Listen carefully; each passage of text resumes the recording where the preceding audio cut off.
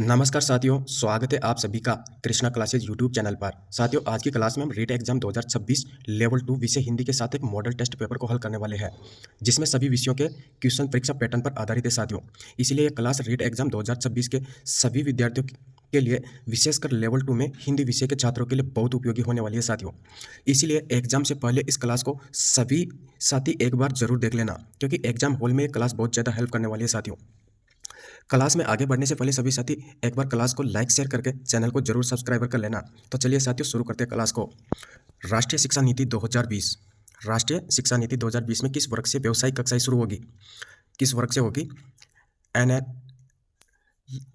कक्षा 5, कक्षा 6, कक्षा 10 और कक्षा 12। राष्ट्रीय शिक्षा नीति 2020 से व्यावसायिक कक्षाओं की शुरुआत कक्षा 6 से स्टार्ट हो गई है। साथियों, अब व्यावसायिक कक्षाओं की शुरुआत कब से हो गई? 6 से। पहले ये शिक्षा नीति 2020 से पहले ये कक्षा 11 से स्टार्ट होती थी। साथियों, ठीक है, तो इसका राइट आंसर हो जाएगा कक्षा 6।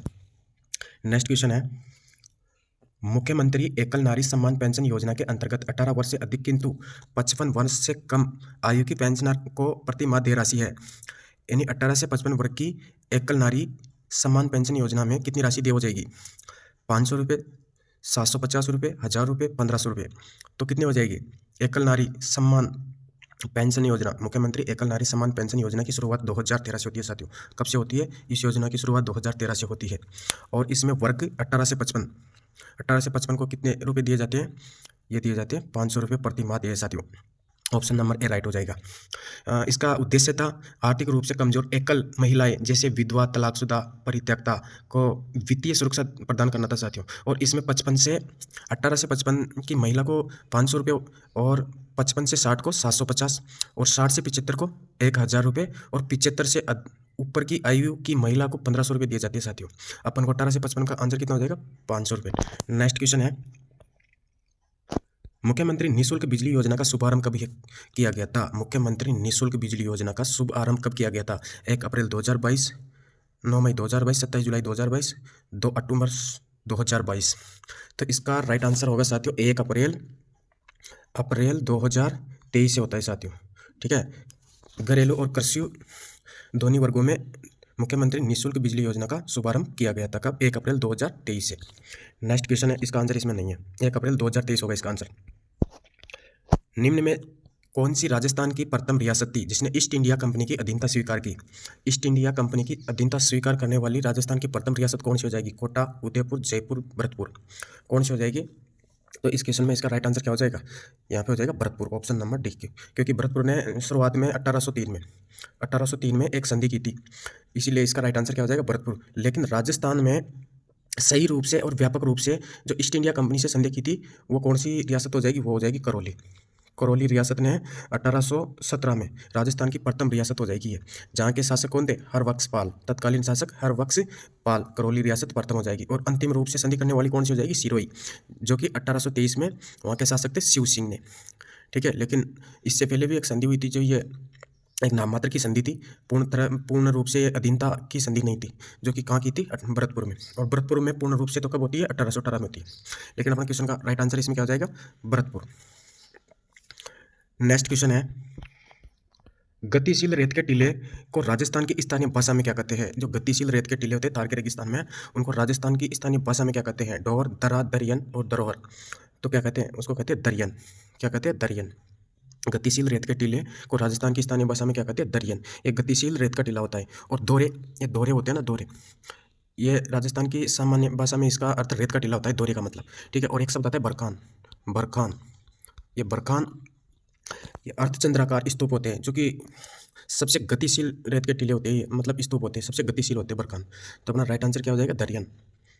नेक्स्ट क्वेश्चन है, राजस्थान की कौन सी नदी अर्जुन की गंगा कहलाती है? कौन सी नदी कहलाती है? अर्जुन की गंगा। अर्जुन की गंगा कौन सी नदी कहलाती है? बाणगंगा, माही, लूनी, चंबल। अर्जुन की गंगा कौन सी नदी है? बाणगंगा नदी। बाणगंगा नदी को ताला नदी, रुंडित नदी, रुंडित नदी, रुंडित सरिता भी कहते हैं। और इसका उद्गम कहाँ से होता है? बाणगंगा नदी का बैराट की पहाड़ियाँ, जयपुर से। और ये दौसा भरतपुर में बहती हुई अंतिम रूप से कहाँ मिलती है? कौन सी नदी में मिलती है? अर्जुन की गंगा बाणगंगा नदी को कहते हैं। वैसे ये आंतरिक रूप से विलुप्त हो जाती है, इसलिए इसे रुंडित नदी कहते हैं।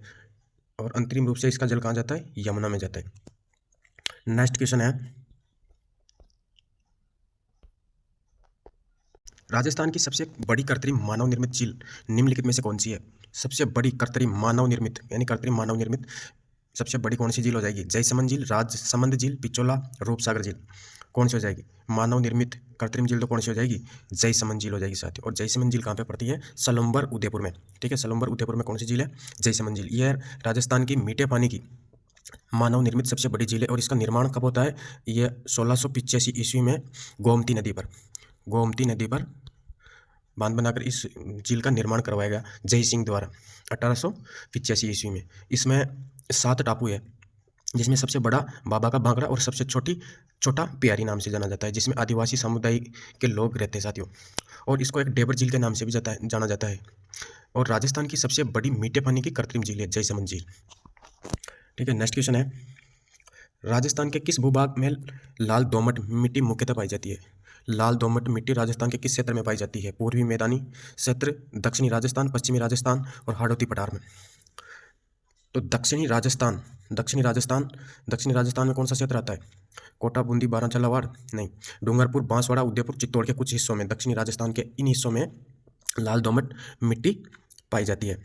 और ये जो पूरी मैदान है ना, पूरी मैदान, ये जलोढ़ मिट्टी पाई जाती है यहाँ पे, जलोढ़ मिट्टी जिसे कचारी दोमट मिट्टी भी कहते हैं। ये अत्यधिक उपजाऊ होती है। और पश्चिमी भाग में रेतीली बलुई मिट्टी, पश्चिमी रेगिस्तान, थार का रेगिस्तान है, वो सबसे कम उपजाऊ होती है। और हाड़ौती जो पठार है, हाड़ौती पठार, इसमें आते हैं कोटा, बूंदी, बारां, झालावाड़। हाड़ौती पठार, यहाँ पे काली मिट्टी, इसे रेगूर मिट्टी भी कहते हैं, जो कि कपास और सोयाबीन की फसल के लिए बहुत ज़्यादा उपजाऊ मिट्टी है। तो अपना राइट आंसर हो जाएगा लाल दोमट मिट्टी कहाँ हो जाएगी? दक्षिणी राजस्थान, डूंगरपुर, बांसवाड़ा, उदयपुर और चित्तौड़गढ़ के कुछ हिस्सों में। नेक्स्ट क्वेश्चन है, कौन सी पर्वत श्रेणी राजस्थान राज्य को पूर्वी राजस्थान और पश्चिमी राजस्थान में विभाजित करती है? कौन सी श्रेणी है राजस्थान की में? कौन सी पर्वतमाला श्रृंखला है? पश्चिमी घाट नहीं, ये नहीं है। अरावली पर्वतमाला अपने राजस्थान को पूर्वी राजस्थान और पश्चिमी राजस्थान में विभाजित करती है। और ये अरावली से तो बहुत ज़्यादा क्वेश्चन आते हैं एग्जाम में। और इसका विस्तार कहाँ से कहाँ तक है? अरावली पर्वतमाला का संपूर्ण विस्तार देखें तो पालनपुर गुजरात से रायसीना दिल्ली तक 692 किलोमीटर है। ठीक है, 692 किमी। और राजस्थान में इसका विस्तार हो जाएगा दक्षिणी पूर्व में सिरोही से खेड़ बर्मा, सिरोही से खेतड़ी झुंझुनू तक, उत्तर पूर्व में खेतड़ी झुंझुनू तक, जो कितना है 550 यानी 80% इसका विस्तार राजस्थान में है। और इसकी विशेषताओं से बहुत ज़्यादा क्वेश्चन आते हैं साथियों। देखते हैं इनकी विशेषता क्या क्या है एक बार। अरावली की, ये विश्व की प्राचीन वलित और अवशिष्ट पर्वतमाला है। और इसका काल हो जाएगा प्री कैम्ब्रियन काल, यानी इसका निर्माण काल कौन सा हो जाएगा? प्री कैम्ब्रियन काल। और राजस्थान में जलवायु विभाजक एवं थार के रेगिस्तान को रोकने में यह बहुत ज़्यादा सहायक है। राजस्थान में लगभग 13 जिलों में, कितने जिलों में? 13 जिलों में यह इसका विस्तार है। और इनका सर्वोच्च शिखर गुरु शिखर हो जाएगा, जो कि 1722 या 1727 मीटर ऊंची चोटी है। राजस्थान में यह खनिज एवं वनस्पति जैव विविधता का भंडार है। लूनी, बनास, साबरमती, बाणगंगा जैसी नदियों का उद्गम भी अरावली पर्वतमाला से होता है साथियों। और हाल ही में ये इसको अरावली के अस्तित्व को खतरे को देखते हुए हाल ही में एक आंदोलन किया था 24 दिसंबर 2025 को। अरावली बचाओ आंदोलन की शुरुआत कहाँ से हुई थी? माउंट आबू से, जो कि इसके खतरे को देखते हुए इसके संरक्षण की लिए चलाया गया है। नेक्स्ट क्वेश्चन है, निम्नलिखित में से कौन सी नदी चंबल की एक सहायक नदी है? चंबल की सहायक नदी कौन सी हो जाएगी? लूनी, बाणगंगा, सागी और बनास नदी चंबल की प्रमुख सहायक नदी है साथियों, जिसमें चंबल, बनास और सीप सवाई माधोपुर, रामेश्वरम में राजस्थान का प्रसिद्ध त्रिवेणी संगम बनाते हैं। कौन कौन सी? चंबल, बनास और सीप नदी। और चंबल की प्रमुख सहायक नदी है बनास नदी। चंबल की प्रमुख सहायक नदियों में से और कौन कौन सी है? एक तो बनास हो गई, सिप्रा, काली सिंध, मेज, पार्वती, कुनो और एक सीप। मेज, सिप्रा, काली सिंध, पार्वती। ठीक है, ये चंबल नदी की प्रमुख सहायक नदियाँ हैं। और ये जो लूनी है, लूनी किसकी सहायक है? सागी की सहायक है। ये लूनी की सहायक नदी सागी हो जाएगी, ये सागी लूनी की सहायक हो जाएगी साथियों यहाँ पे। और बाणगंगा नदी को रुंडित सरिता यानी भूमि में समा जाती है, यानी पूर्ण रूप से आंतरिक प्रवाह की नदी नहीं है। इसका जल अंतरिम रूप से तो कहाँ पे जाता है? यमुना में जाता है, लेकिन ये उससे पहले क्या हो जाती है? भूमिगत हो जाती है, इसलिए इसे रुंडित सरिता कहते हैं। रुंडित सरिता, ये क्वेश्चन एग्जाम में पूछा गया साथियों, रुंडित सरिता के नाम से कौन सी नदी है? बाणगंगा नदी। नेक्स्ट क्वेश्चन है, राजस्थान का निम्नलिखित में से कौन सा जिला तांबा अयस्क के लिए प्रसिद्ध नहीं है साथियों? यहाँ पे नहीं है पूछा है, तांबा के लिए कौन सा प्रसिद्ध नहीं है? झुंझुनू, अलवर, सीकर, ये तीनों तो तांबा के लिए बहुत फेमस है। लेकिन कोटा में तो क्या मिलता है? कोटा स्टोन, चूना पत्थर, लाइम स्टोन। तो यहाँ पे अपना राइट आंसर क्या हो जाएगा? कोटा। और ये जो झुंझुनू है, झुंझुनू खेतड़ी झुंझुनू, यहाँ पे HCL हिंदुस्तान कॉपर लिमिटेड का संयंत्र कार्य कर रहा है। अलवर में कोदरीबा, उदयपुर भीलवाड़ा, सिरोही और सीकर। सीकर में नीम का ताना में ज्ञानेश्वर सभ्यता जो ताम्र युगीन सभ्यताओं की क्या कहलाती है, जननी कहलाती है। तो झुंझुनू, अलवर, सीकर ये तो तांबे के खनन और उत्पादन के लिए प्रसिद्ध, लेकिन कोटा में तांबा नहीं मिलता। नेक्स्ट क्वेश्चन है, जयपुर में मेट्रो रेल सेवा का प्रारंभ कब हुआ? यानी जयपुर में मेट्रो रेल सेवा कब प्रारंभ हुई? 2010, 2013, 2015, 2018। तो ये जून 2015 में प्रारंभ की गई थी। जयपुर में मेट्रो की सेवा 2015 से, जून 2015 से शुरू की गई थी। नेक्स्ट क्वेश्चन है, निम्नलिखित में से राजस्थान में कौन सा विकल्प पारंपरिक कुटीर उद्योग का एक उदाहरण है? पारंपरिक कुटीर उद्योग कौन सा हो जाएगा? सीमेंट, ईंट, पश्मीना शाल और हस्तनिर्मित कालीन। तो यहाँ पे अपन से पूछा है पारंपरिक कुटीर उद्योग, हस्तनिर्मित कालीन। हस्तनिर्मित कालीन में जैसे हाथ से निर्मित, जैसे ऊनी कंबल, दरिया, टोपे, नमदे प्रसिद्ध साथियों। तो पारंपरिक कुटीर उद्योग कौन सा हो जाएगा? हस्तनिर्मित कालीन। नेक्स्ट क्वेश्चन है, जयपुर का प्रसिद्ध हवा महल का निर्माण किसके द्वारा किया गया था? हवा महल का निर्माण किनके द्वारा किया गया था? महाराजा सवाई प्रताप सिंह द्वारा। किनके द्वारा? महाराजा सवाई प्रताप सिंह द्वारा किसका निर्माण किया गया था? हवा महल का। कब किया गया था? ये 1799 ईस्वी में। 1799। इनके वास्तुकार थे लालचंद उस्ता। ठीक है। स्याही महिलाओं को बिना देखे, यानी वो अंदर रहती थी और बाहर से जो भी व्यक्ति उनको देख नहीं पाता था, लेकिन वो अंदर से बाहर की एक्टिविटी को देखने की सुविधा के हिसाब से इनका निर्माण किया गया था।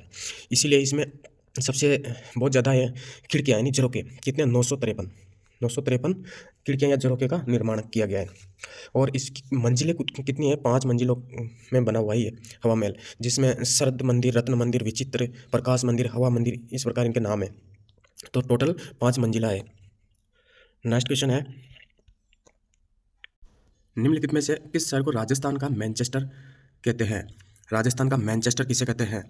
भीलवाड़ा को। किसे कहते हैं? भीलवाड़ा को। भीलवाड़ा राजस्थान का मैनचेस्टर कहलाता है। वस्त्र नगरी, यहाँ पे वस्त्रों का सबसे ज़्यादा निर्माण होता है। साथ ही अब्रक नगरी, अब्रक का भी यहाँ पे खनन होता है। मैनचेस्टर ऑफ राजस्थान कौन सा हो जाएगा? भीलवाड़ा। अब्रक नगरी, वस्त्र नगरी, ये भीलवाड़ा होता है। और एक क्वेश्चन आता है, राजस्थान का हृदय। हृदय, राजस्थान का हृदय किस शहर को कहा जाता है? अजमेर शहर को। क्योंकि इसके बहुत सारे कारण हैं, क्योंकि भौगोलिक स्थिति के केंद्र में है। ऐतिहासिक स्थिति, जैसे यहाँ पे शक्तिशाली चौहान शासक का शासन रहा, और सांस्कृतिक, जैसे वहाँ पे अजमेर में सूफी चिश्ती साहब की दरगाह। और भौगोलिक स्थिति से देखा जाए तो चारों तरफ से कनेक्टिविटी यानी जंक्शन का कार्य करता है, इसलिए इसे अजमेर को राजस्थान का क्या कहते हैं? हृदय कहते हैं। ठीक है। कोटा औद्योगिक नगरी हो जाएगा। नेक्स्ट क्वेश्चन है, राजस्थान का राज्य पुष्प निम्नलिखित में से कौन सा है? पलाश, कचनार, कमल, रोहिड़ा।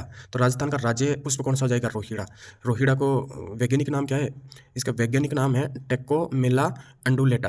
ठीक है। टेक्कोमेला अंडुलेटा रोहिड़े का वैज्ञानिक नाम है।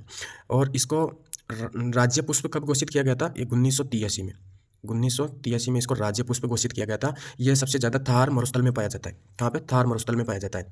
और इसे मरुशोभा भी कहते हैं। मरुशोभा, रेगिस्तान का सागवान भी कहते हैं। मरुशोभा क्योंकि इसके फूल रंग बिरंगे होते हैं, जो कि मरुस्थल की शोभा बढ़ाते हैं। और रेगिस्तान का सागवान क्योंकि इसकी लकड़ी भी मजबूत होती है, इसलिए इसे सागवान जैसा दर्जा दिया गया है। ठीक है। तो ये इसका राइट आंसर क्या हो जाएगा? रोहिड़ा। साथियों, एग्जाम में ऑप्शन कितने हैं? ऑप्शन तो 5 आएंगे, लेकिन अपन को चारों ऑप्शन आराम से ध्यान से पढ़ना है। अगर उसके बाद में फिर भी अपन को आंसर नहीं आता है, तो जो 5वां ऑप्शन है वो तो आँख बंद करके या पेपर बंद करके भरना ही है, वरना बाकी सही हो रहे हैं उनको भी क्या कर देगा? काला कर देगा। इसलिए चारों ऑप्शन को ध्यान से पढ़ना है, क्वेश्चन आ रहा है या नहीं आ रहा है, क्योंकि मजबूरी हो गई अपना 5वां ऑप्शन भी भरना। ठीक है।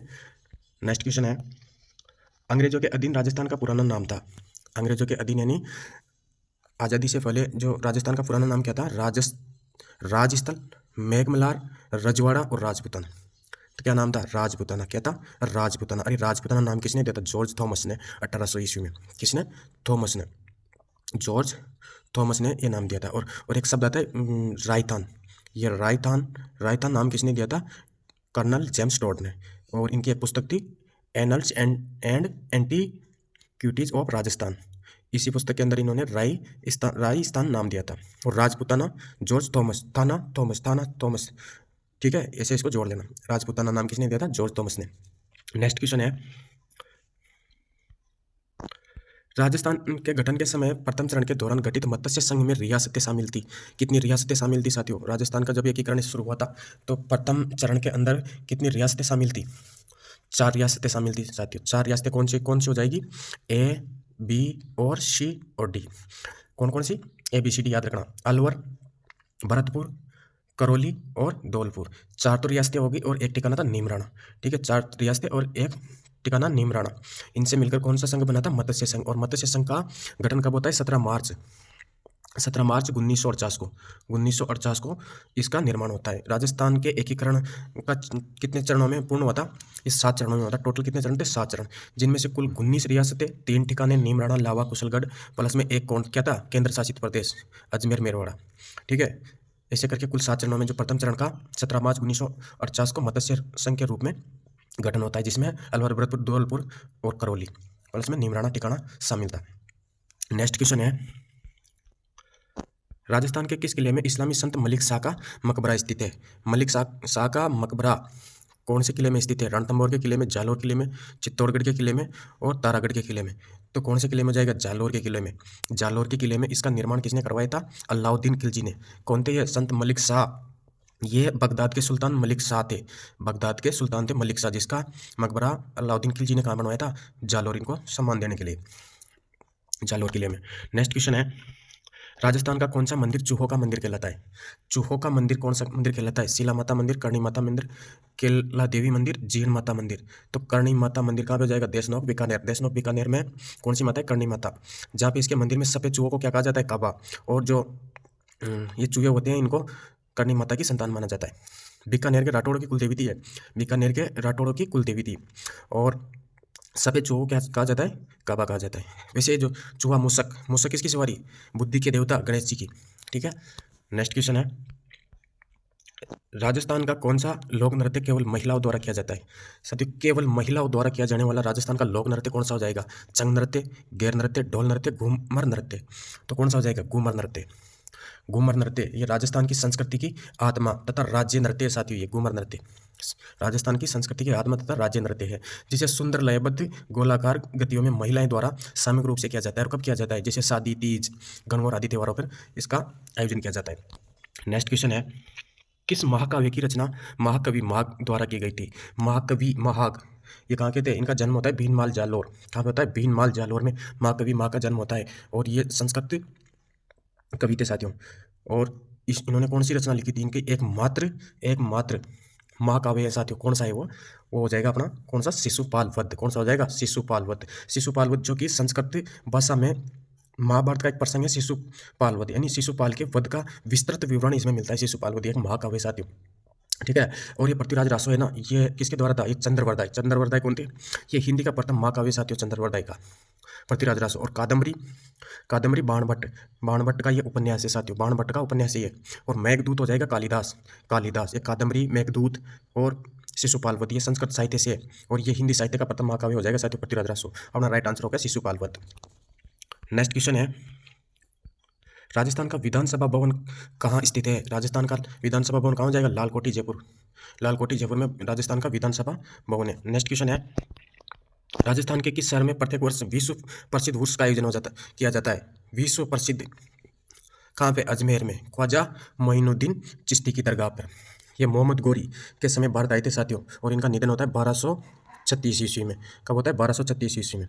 कहाँ से आए थे? मोहम्मद गोरी के साथ ये भारत आए थे, ईरान से। ठीक है, और इनका उद्देश्य था सूफीवाद, यानी ये सूफी संत थे, सूफीवाद यानी चिश्ती सिलसिले का फैलाना तथा शांति एवं भाईचारे का संदेश देना। ठीक है, इनका उर्स कहाँ पे लगता है? अजमेर में। नेक्स्ट क्वेश्चन है, चोकेलाओ महल राजस्थान के किस किले में स्थित है? कहाँ पे हो जाएगा ये हो जाएगा जोधपुर दुर्ग मेहरानगढ़ में। कहाँ पे हो जाएगा? जोधपुर दुर्ग मेहरानगढ़ में चोकेलाओ महल स्थित है। नेक्स्ट क्वेश्चन है, गुर्जरों का तीर्थ स्थल है, गुर्जरों का प्रसिद्ध तीर्थ स्थल कहाँ पे हो जाएगा? सवाई भोज मंदिर, आसिंद भीलवाड़ा, कपिल सरोवर, कोलायत, करणी माता, देशनोक, प्रबचन नागौर। तो सवाई भोज मंदिर आसिंद भीलवाड़ा में गुर्जरों का प्रसिद्ध तीर्थ स्थल है। ठीक है, कपिल सरोवर कोलायत में तो किनका आश्रम है? कपिल मुनि का। करणी माता मंदिर देशनोक बीकानेर, और प्रबचन नागौर में तो तेजाजी महाराज का मेला लगता है। नेक्स्ट क्वेश्चन है, वाल्टर ने राजपूत हितकारिणी सभा की स्थापना कहाँ की थी? उदयपुर, कोटा, अजमेर और जयपुर। तो कहाँ की गई थी? ये की गई थी अजमेर में। और कब की गई थी? ये 1888 में। ठीक है, 1888 में। इसका मुख्य उद्देश्य था राजपूत एवं अन्य वर्गों के अंदर जो सामाजिक बुराइयाँ थी ना, उनको समाप्त करना था, इनको दूर करना था। ठीक है, नेक्स्ट क्वेश्चन है, त्रिपुरा सुंदरी माता का मंदिर राजस्थान में कहाँ स्थित है? त्रिपुरा सुंदरी माता का मंदिर कहाँ हो जाएगा? बांसवाड़ा, बाड़मेर, जालौर और जैसलमेर। तो कहाँ पे हो जाएगा? त्रिपुरा सुंदरी माता का मंदिर कहाँ पे हो जाएगा? बांसवाड़ा। बांसवाड़ा, बांसवाड़ा में तलवाड़ा पड़ता है, तलवाड़ा, तलवाड़ा, तलवाड़ा गांव बांसवाड़ा में कौन सी माता का मंदिर है? त्रिपुरा सुंदरी। त्रिपुरा सुंदरी को तरताई माता भी कहते हैं। इन्हें सत्ता की देवी भी कहा जाता है। वसुंधरा राजे यहाँ पे चुनाव से पहले दर्शन करने जाती है साथियों। और ये सुंदा माता, सुंदा माता जालौर, सुंदा माता जालौर राजस्थान का प्रथम रोप 2006 में यहाँ पे शुरुआत की थी। ठीक है, 2006 में राजस्थान का प्रथम रोप है सुंदा माता जालौर। तन्नोट माता जैसलमेर हो जाएगी। तन्नोट माता कहाँ पे हो जाएगी? जैसलमेर के अंदर कौन सी माता है? तन्नोट माता। और तिलवाड़ा बाड़मेर, तिलवाड़ा बाड़मेर, बाड़मेर में कौन से देवता है? मल्लीनाथ जी। मल्लीनाथ जी का मंदिर कहाँ पे? तिलवाड़ा बाड़मेर। और तलवाड़ा बांसवाड़ा में कौन सी माता है? त्रिपुरा सुंदरी। नेक्स्ट क्वेश्चन है, मेहमंद आभूषण कहाँ पहना जाता है? मेहमंद, इंसान मंद कहाँ से होता है? सिर से। तो मेहमंद कहाँ पे हो जाएगा? मेहमंद हो जाएगा सिर पर। सिर पर पहने जाने वाला आभूषण क्या हो जाएगा? मेहमंद। कमर में क्या पहनी जाती है? तगड़ी। ठीक है, तगड़ी कहाँ पे पहनी जाती है? कमर में। नेक्स्ट क्वेश्चन है, प्रताप सिंह बारठ, प्रताप सिंह बारठ को किस केस के तहत बरेली जेल में भेजा गया था? जो प्रताप सिंह बारठ थे उनको किस केस के तहत बरेली जेल में भेजा गया था? अलीपुर षड्यंत्र, लाहौर षड्यंत्र केस, केस प्रथम, बनारस षड्यंत्र केस, मेरठ षड्यंत्र केस। तो कौन सा हो जाएगा? बनारस षड्यंत्र केस के तहत उनको बरेली जेल भेजा गया था। नेक्स्ट क्वेश्चन है, केंद्रीय बजट 2018-19 में सर्व शिक्षा अभियान, सर्व शिक्षा अभियान ससा, सर्व शिक्षा अभियान इसका शॉर्ट फॉर्म है ससा, ससा को समाहित कर दिया गया है। इन्हीं केंद्रीय बजट 2018-19 में सर्व शिक्षा अभियान को किस अभियान के अंदर समाहित कर दिया गया है? राष्ट्रीय उच्चतर शिक्षा अभियान में, पंडित मदन मोहन मालवीय मिशन में, समग्र शिक्षा अभियान में, और कोई विकल्प सही नहीं है। तो साथियों समग्र शिक्षा अभियान, समग्र शिक्षा अभियान ससा में इसको शामिल कर लिया गया है। और समग्र शिक्षा अभियान में इसके अलावा किस किस को शामिल किया गया है समग्र शिक्षा अभियान में? तो सर्व शिक्षा अभियान हो ही गया, ये सर्व शिक्षा अभियान, और एक इसके अलावा राष्ट्रीय माध्यमिक शिक्षा अभियान रमसा, रमसा, और एक शिक्षक शिक्षा टी, शिक्षक शिक्षा, राष्ट्रीय माध्यमिक शिक्षा अभियान और सर्व शिक्षा अभियान को सत्र 2018-19 में किस में शामिल किया गया है? समग्र शिक्षा अभियान में। तो इसका राइट आंसर क्या हो जाएगा? ऑप्शन नंबर सी।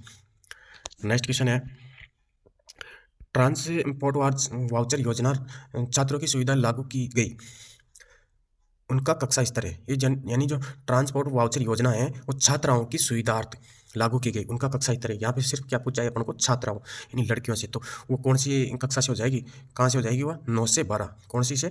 9 से 12, 9 से 12। ये जो ट्रांसपोर्ट वाउचर योजना है ये 1 से 8 तक लड़के और लड़कियां दोनों के लिए साथियों, जिसकी दूरी का दायरा कितना है? 2 किमी। और उसमें भी एक और है 1 से 5 का 1 किमी। और 9 से 12 की दूरी का दायरा कितना हो जाएगा? 5 किमी तक। ठीक है ना, 5 किमी तक।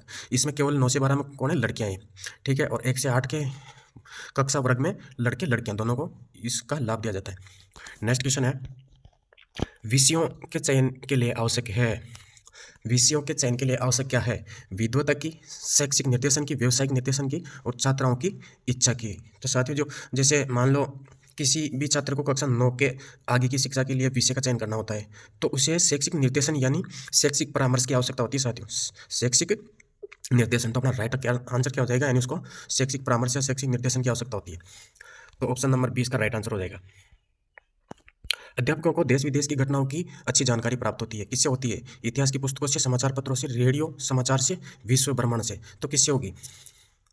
इतिहास की पुस्तकों से, समाचार पत्रों से। किससे होगी? समाचार पत्रों से। समाचार पत्र जो कि एक सर्वसुलभ माध्यम है साथियों, इसी से सबसे ज़्यादा जानकारी होती है। देश विदेश की जानकारी तो सबसे ज़्यादा समाचार पत्रों से होगी। देश विदेश में हर टीचर थोड़ी घूम सकता है।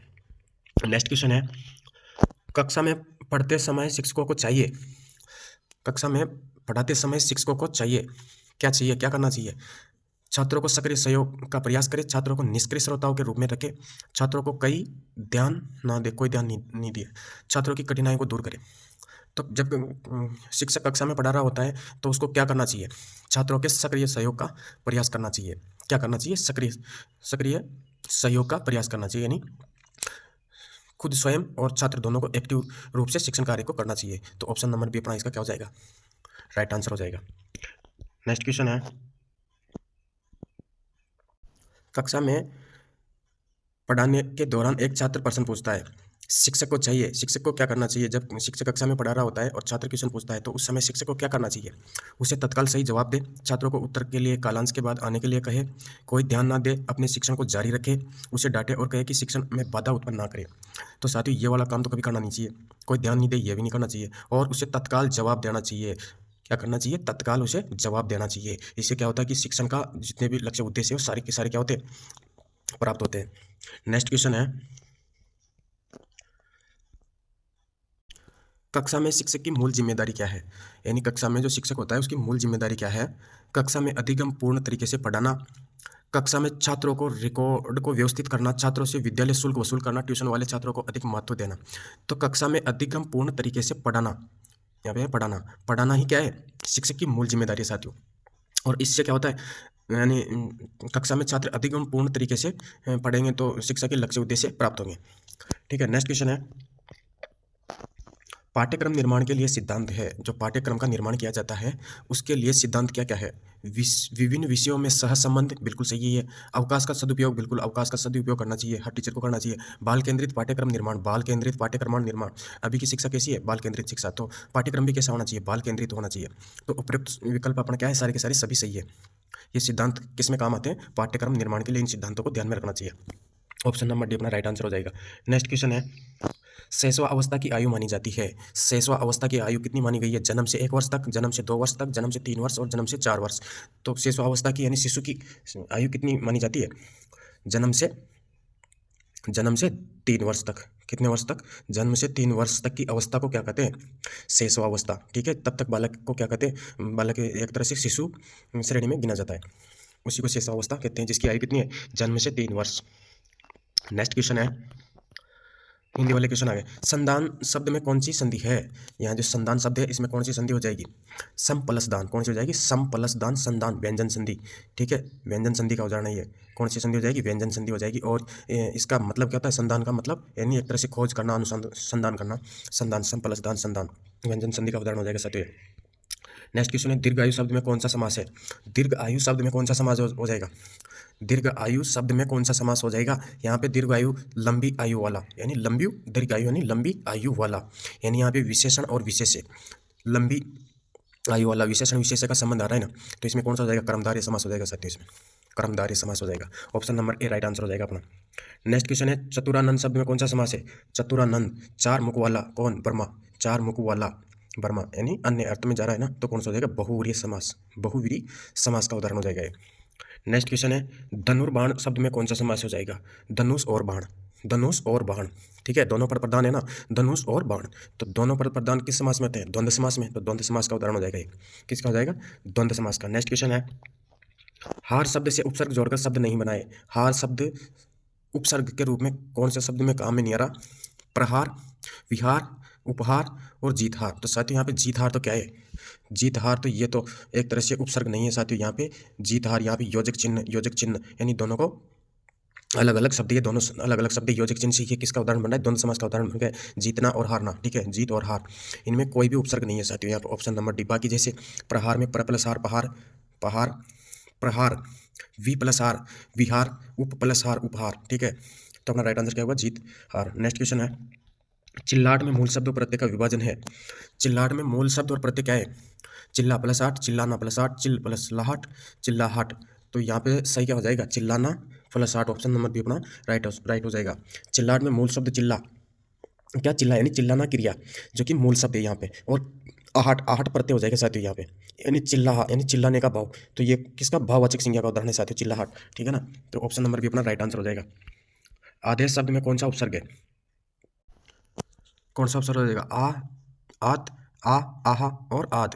तो आदेश शब्द में आ प्लस देश, आदेश शब्द बन जाएगा आदेश, एक प्रकार की आज्ञा देना। ठीक है, मूल शब्द क्या है? देश, और उपसर्ग क्या हो जाएगा? आ। तो यहाँ पे ऑप्शन नंबर अपना क्या हो जाएगा? बी इसका राइट आंसर हो जाएगा। नेक्स्ट क्वेश्चन है, आद्य कौन से प्रकार का शब्द है? ये आद्य कौन से प्रकार का शब्द है? तद्भव, तत्सम, विदेशी, देशज। तो किस प्रकार का शब्द हो जाएगा ये?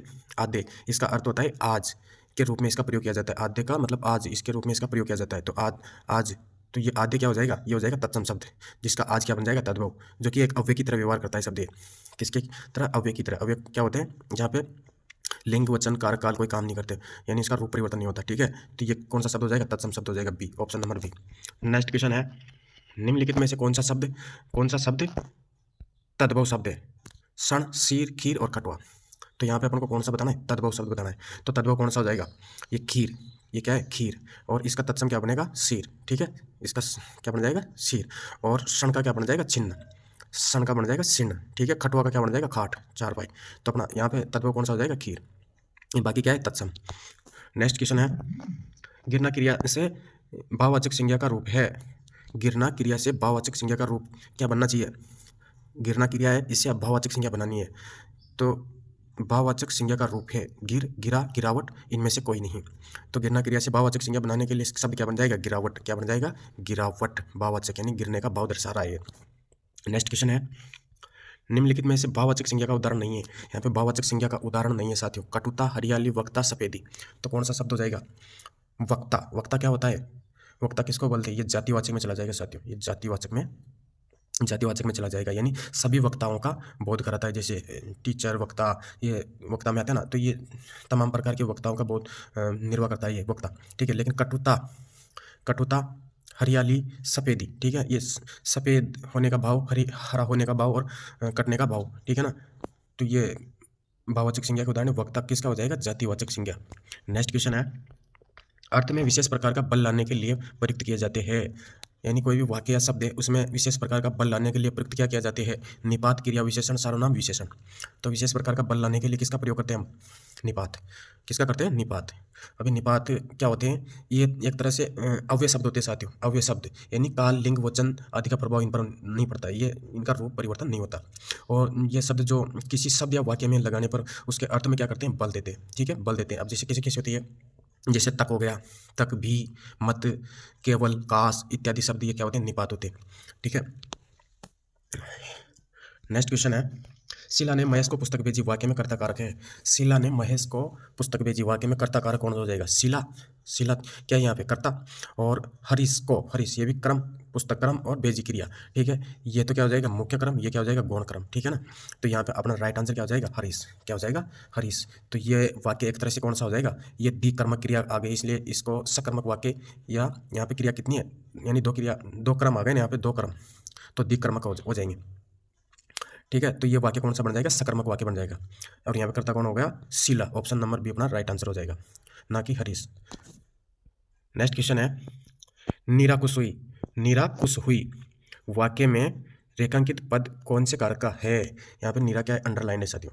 तो यहाँ पे नीरा खुश हुई वाक्य में रेखांकित पद कौन से कारक का है? नीरा में कौन सा कारक है? करण, कर्म, कर्ता और संबोधन।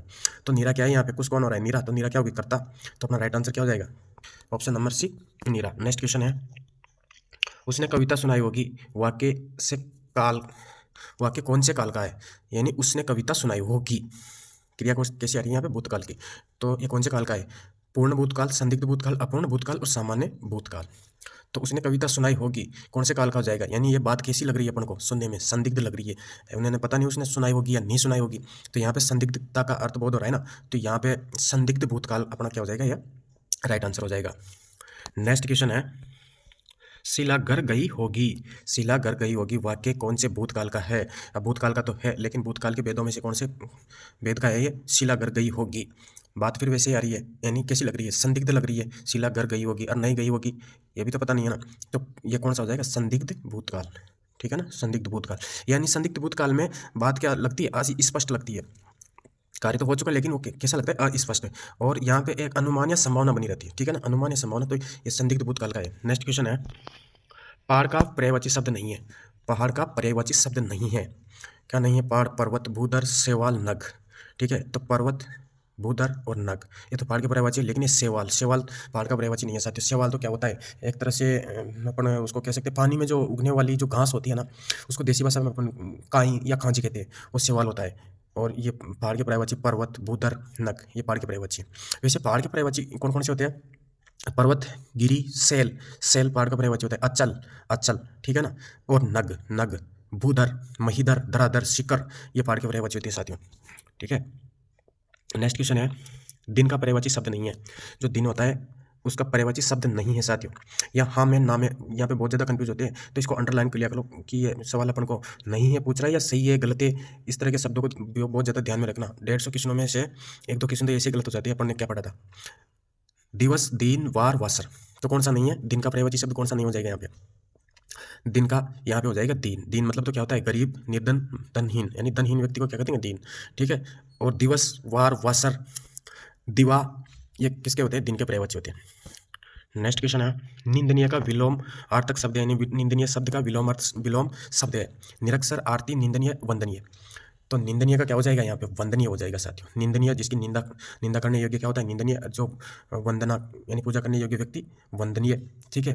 निंदीय और वंदे ये भी क्या होते हैं? विलोम शब्द होते हैं। छल का विलोम आर्थक शब्द है, यानी जो छल शब्द है उसका विलोम शब्द क्या है? छल का विलोम शब्द क्या हो जाएगा? ध्वंस, नकद, स्वर्ग और निश्चल। छल का मतलब क्या होता है? कपटी। छल, जो छल किसको कहते हैं? यानी जो कपट हो, जहाँ पे कपट हो उसको छल, और जहाँ पे निश्चल हो यानी जो धोखा या कपट ना करे यानी निश्चल, तो इसका छल का क्या हो जाएगा? निश्चल हो जाएगा। क्या हो जाएगा? निश्चल। नेक्स्ट क्वेश्चन है, भद्र का विलोमार्थक शब्द है। भद्र का विलोम क्या हो जाएगा? भद्र यानी क्या हो जाएगा? भद्र का मतलब क्या होगा? सभ्य व्यक्ति। भद्र अपन को किसे? सभ्य व्यक्ति, अच्छा व्यक्ति। और इसका अच्छा का बुरा व्यक्ति होना चाहिए ना, तो भद्र का क्या होना चाहिए? अभद्र यानी असभ्य व्यक्ति। तो इसका राइट आंसर क्या हो जाएगा? Option number D. Next question है, कान फूकना मुहावरे का अर्थ है। मुहावरे का सवाल है साथियों, है कान फूकना मुहावरे का अर्थ है। चौकन्ना करना, चुगली करना, जादू टोना करना, दीक्षित करना। तो क्या होना चाहिए? कान फूकना मुहावरे का अर्थ। अब इसमें से कौन सा होना चाहिए? जादू टोना करना, दीक्षित करना, चुगली करना, चौकन्ना करना। तो दीक्षित करना, चुगली करना, दीक्षित करना। कान फूकना एक तरह से मतलब व्यक्ति को भ्रमित करना। ठीक है ना। तो चौकन्ना करना ये नहीं हो सकता, लेकिन चुगली करना इसका अर्थ हो सकता है। और दीक्षित करना भी यानी उसको गलत सलाह देना, दीक्षित करना। ठीक है। यानी दीक्षित करना, चुगली करना यानी किसी व्यक्ति को भ्रमित किया जाना। तो इसके आंसर दोनों हो सकते हैं, चुगली करना और दीक्षित करना। आपने इसका राइट आंसर लगाते ऑप्शन नंबर डी, दीक्षित करना। कच्चे गड्ढे पानी भरना मुहावरे का अर्थ है। कच्चे गड्ढे पानी भरना यानी कच्चे गड्ढे में पानी भरना कैसी स्थिति को दर्शा रहा है? कमजोर से मदद की अपेक्षा बिल्कुल नहीं है, ये नहीं हो सकता। ठीक ढंग से काम ना करना, कठिन काम करना, नहीं ये नहीं हो सकता। मूर्खतापूर्ण कार्य करना, अच्छा मूर्खतापूर्ण कार्य करना ये इसका आंसर होगा। क्या हो जाएगा? मूर्खतापूर्ण कार्य करना यानी व्यर्थ का काम करना। ठीक है ना। मूर्खतापूर्ण कार्य, कच्चे गड्ढे में पानी भरने का मतलब है चौपट करना, काम को चौपट कर देना यानी मूर्खतापूर्ण कार्य करना। नेक्स्ट क्वेश्चन है, चक्के छुड़ाना मुहावरे का अर्थ है। चक्के छुड़ाना मुहावरे का, डरा कर भगाना, बुरी तरह हराना, घायल करना, परेशान करना। तो बुरी तरह हराने का मतलब क्या हो जाएगा? यहाँ पे चक्के छुड़ाने का मतलब बुरी तरह हराना, बुरी तरह हरा देना। महाराणा प्रताप ने दिवेर युद्ध में क्या किया था? मुगलों के बुरी तरह चक्के छुड़ा दिए थे, यानी उनको बुरी तरह संपूर्ण तरीके से हरा दिया था। पुत्र अमर सिंह ने सुल्तान खां की खोपड़ी को उड़ा दिया था। ठीक है ना। मेवाड़, दिवेर का युद्ध कब हुआ था? 1582 में मेवाड़ का जो दिवेर युद्ध हुआ था उसको मेवाड़ का मैराथन कहते हैं साथियों। क्यों कहते हैं? क्योंकि उस टाइम से महाराणा प्रताप ने क्या किया था? वापिस अपने राज्य में अपने ठिकानों को जीतना स्टार्ट कर दिया था। नेक्स्ट क्वेश्चन है, चांदी का ऐनक लगाना मुहावरे का अर्थ है। साथियों चांदी का ऐनक लगाना मुहावरे का अर्थ क्या हो जाएगा? घूस लेकर ही किसी का काम करना, खूब लाभ होना, किसी न किसी प्रकार प्रतिष्ठा बनाए रखना, बहुत अमीर होना। तो साथियों यहाँ पे घूस लेकर ही किसी का काम करना यानी रिश्वत लेना, एक तरह से रिश्वत लेकर काम करना, चांदी की ऐनक लगाना इसका सही आंसर है। नेक्स्ट क्वेश्चन है, हाथ कंगन को आरसी क्या लोकोक्ति का अर्थ है। हाथ कंगन को आरसी क्या, पढ़े लिखे को पारसी क्या।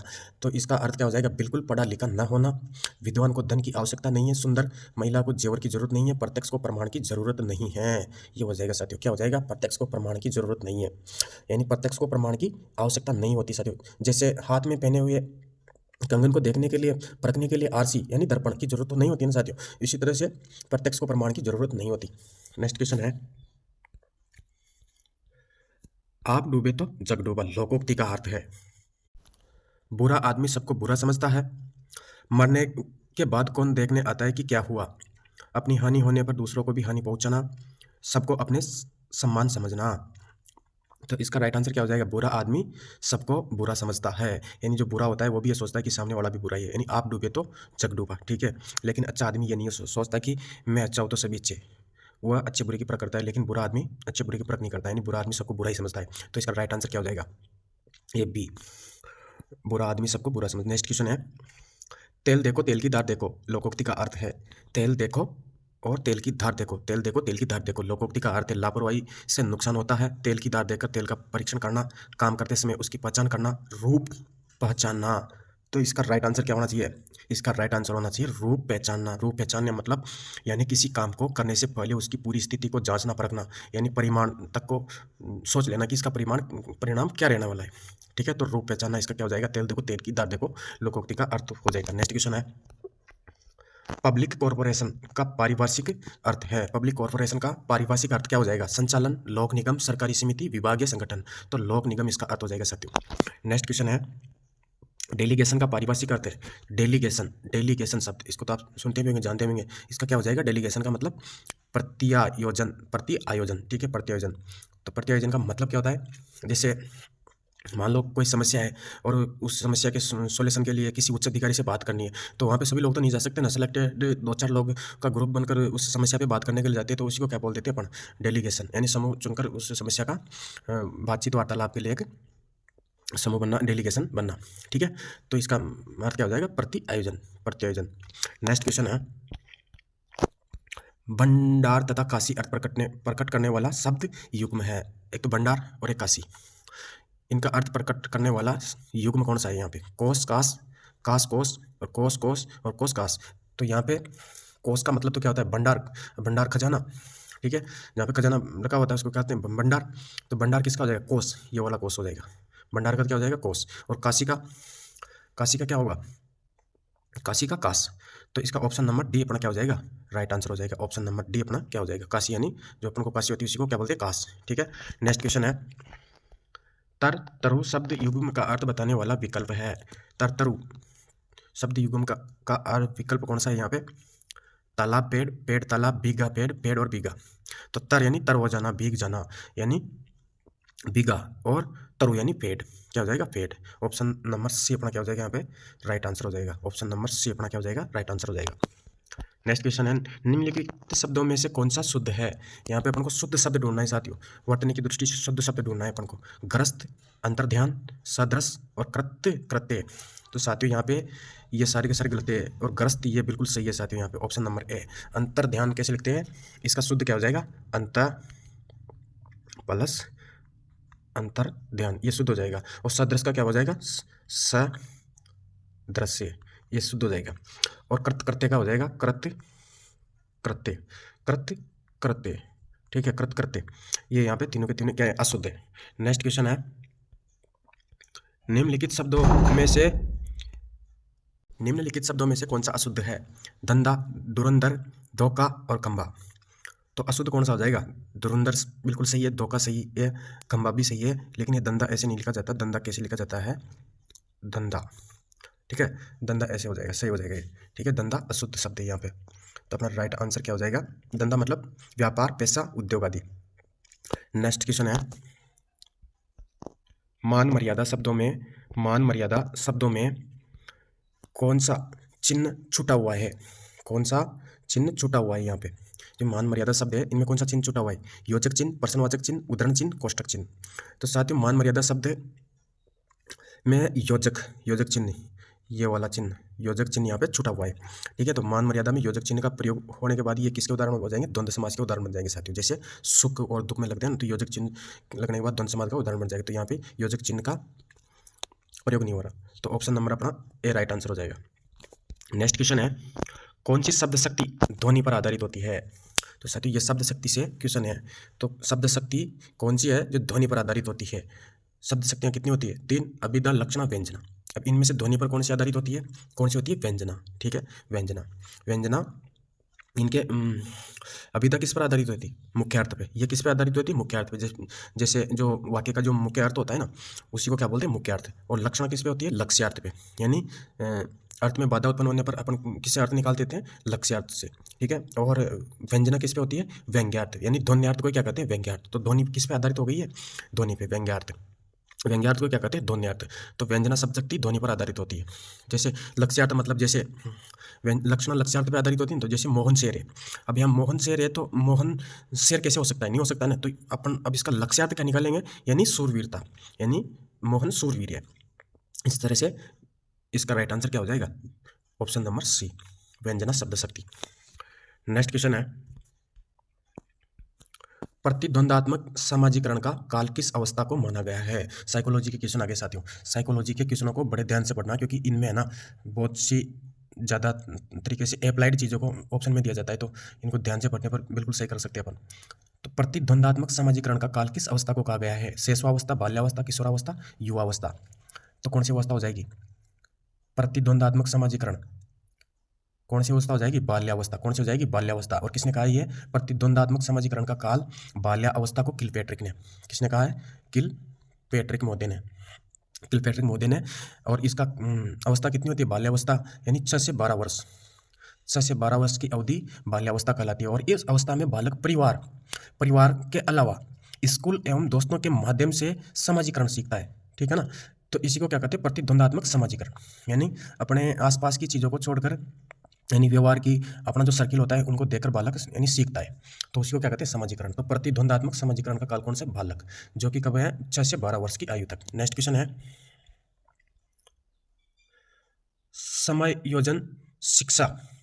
समायोजन शिक्षा का मुख्य कार्य है। जो समायोजन शिक्षा का मुख्य कार्य है, विद्यालय ना आने वाले बच्चों को विद्यालय में लाना, विशेष आवश्यकता वाले बच्चों को मुख्य धारा में लाना, विशेष सामान्य बच्चों को साथ साथ पढ़ने की सुविधा देना, उपरोक्त सभी। तो साथियों यहाँ पे उपरोक्त सभी समायोजन शिक्षा का मुख्य कार्य साथियों। नेक्स्ट क्वेश्चन है, शिक्षा मनोविज्ञान का संबंध किससे नहीं है? यहाँ पे संबंध नहीं है पूछा है साथियों। शिक्षा मनोविज्ञान का संबंध किससे नहीं है? मानव व्यवहार का अध्ययन बिल्कुल है। मानव व्यवहार का अध्ययन शिक्षा मनोविज्ञान से किया जाता है।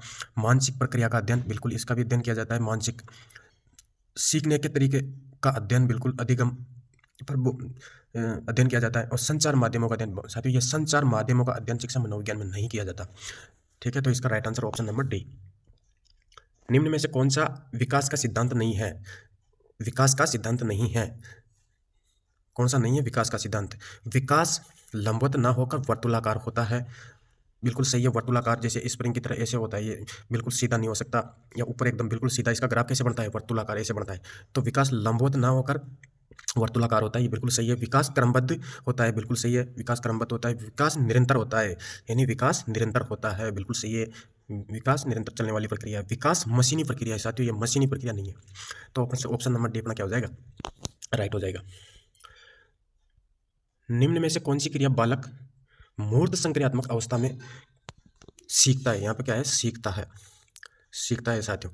निम्न में से कौन सी क्रिया बालक मूर्त संक्रियात्मक अवस्था में सीखता है? सरलीकरण, वर्गीकरण, अनुरूपीकरण और उपयुक्त सभी। तो साथियों यहाँ पे उपयुक्त सभी यानी सरलीकरण, वर्गीकरण करना, किसी चीज़ों को छांटना, और अनुरूपीकरण करना, ये कौन सी अवस्था में बालक कर सकता है? ये मूर्त संक्रियात्मक अवस्था में बालक सीखता है। यानी इन क्रियाओं को मूर्त संक्रियात्मक अवस्था। मूर्त संक्रियात्मक जो अवस्था है, इसका समय कितना होता है? इसका समय होता है मूर्त संक्रियात्मक अवस्था 7 से 11। ठीक है, 7 से 11। और ये जो विकास का सिद्धांत था, जीन पियाजे का सिद्धांत, संज्ञानात्मक विकास, जिसकी कौन सी है? तीसरी वाली अवस्था। ये तीसरी। कितनी अवस्था बताई थी उन्होंने? 4 अवस्था बताई थी। संज्ञानात्मक विकास की जीन पियाजे ने संज्ञानात्मक विकास की कितनी विशेषता बताई है? 4 विशेषता बताई है। 4 विशेषता कौन कौन सी थी? एक तो संवेदी पेशीय जो जन्म से 2 वर्ष, ठीक है, और उसके बाद आती है पूर्व संक्रियात्मक अवस्था जो 2 से 7 वर्ष। कौन सी? पूर्व संक्रियात्मक अवस्था। और फिर उसके बाद आती है तीसरे नंबर पे मूर्त संक्रियात्मक अवस्था, जो कि 7 से 11 वर्ष तक होती है। और उसके बाद 11 के बाद कौन सी आती है? 4 नंबर पे औपचारिक संक्रियात्मक अवस्था। ठीक है ना, औपचारिक संक्रियात्मक अवस्था जो कि 11 के बाद आती है। ठीक है, तो ये कौन सी थी? तीसरी थी, जिसमें सरलीकरण, वर्गीकरण, अनुरूपीकरण या मूर्त संक्रियात्मक इन्हीं देखकर। नेक्स्ट क्वेश्चन है,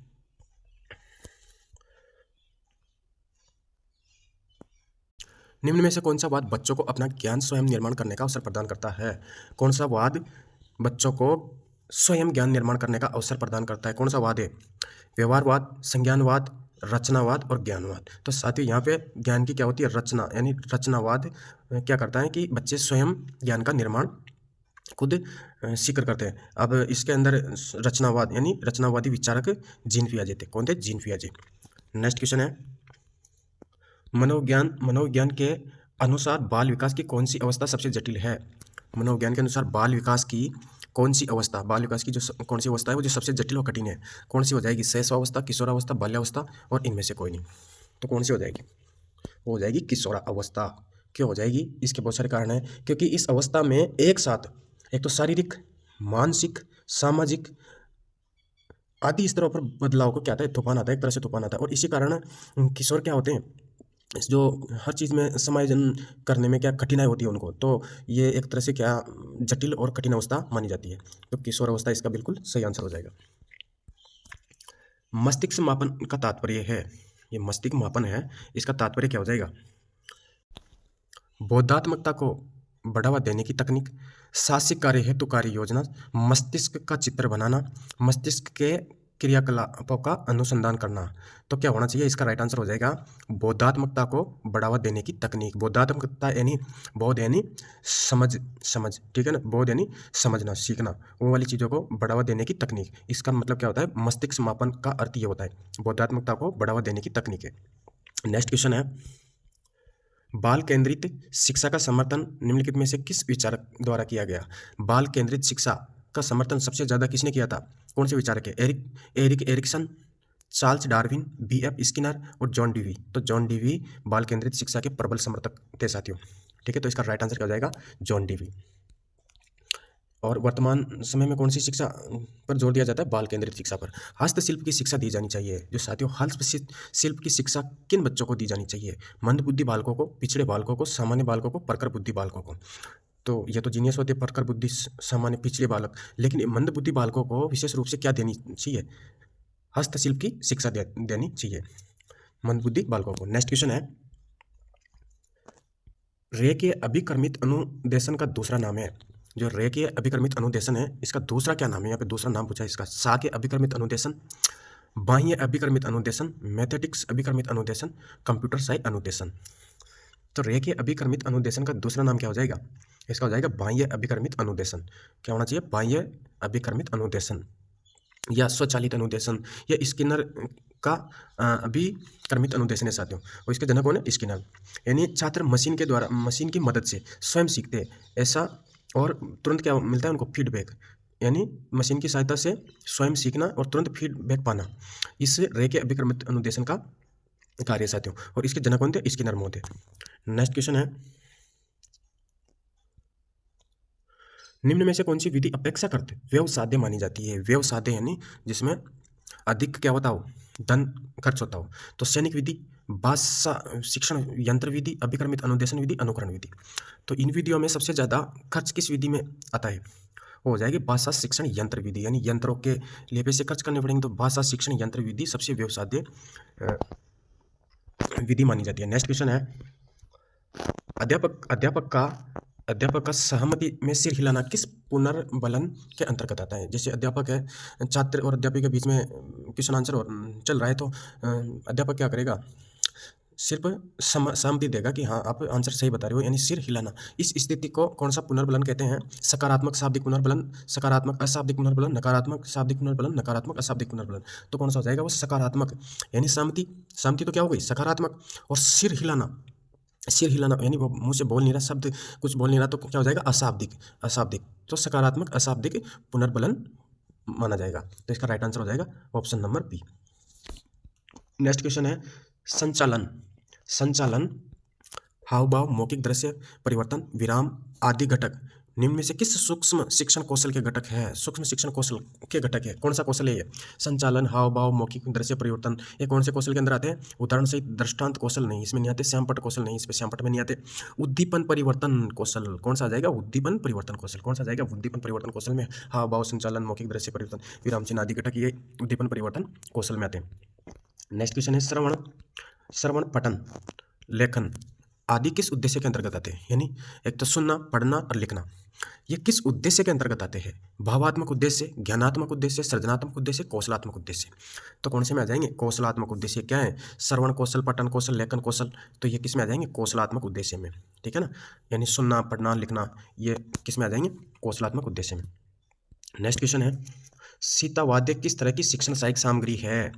किस तरह की है सीतावाद्य? पहले तो ये क्या होता है सीतावाद्य?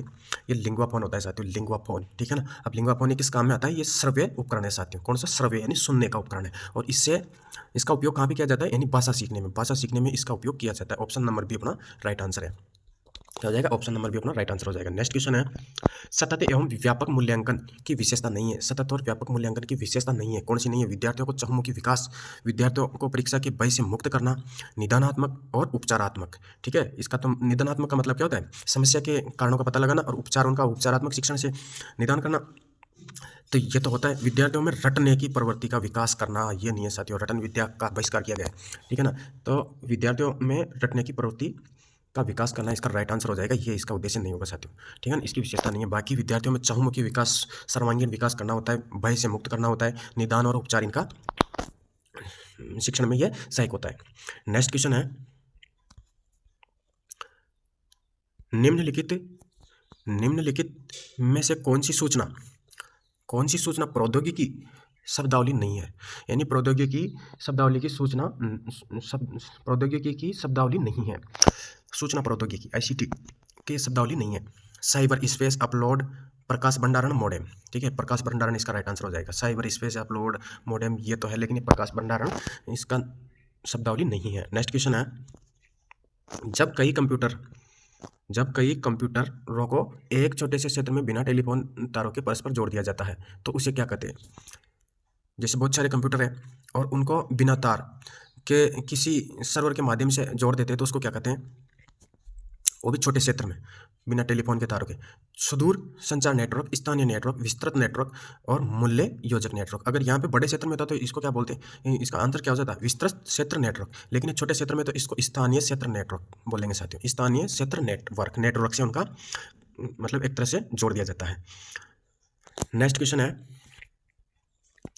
निम्नलिखित में से कौन सा सर्च इंजन नहीं है? सर्च इंजन नहीं है गूगल पे तो अपन सभी चीज़ों को सर्च करते हैं। सर्च इंजन है साइंस डायरेक्ट, अल्टा विस्टा, आर्कुट।